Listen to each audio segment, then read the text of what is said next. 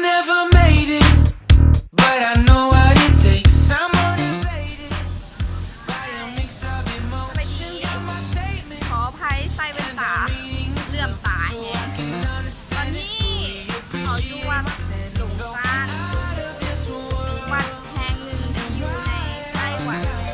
ชาวไต้หวันนะเชื่อว่าวัดแห่งนี้ศักดิ์สิทธิ์หลาย เพราะว่าช่วงสมัยสงครามโลกครั้งที่2แล้วระเบิดจะทิ่มมาหลาย แล้ววัดแห่งนี้นะกับพังไปหมดเลย แต่ว่าสิ่งที่ผู้พังก็คือเจ้าแม่กวนอิมที่เราพบกันอย่างเลยในแห่งชาวไต้หวันนะเชื่อ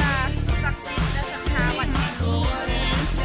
แล้วในวัดแห่งนี้นะจะมีพระเทพเจ้าเจ้าเอิ้นเข้าจันทราเพิ่นจะเป็นท่านคือสาวจินนะเชื่อว่าเป็นปิดของสาวจิ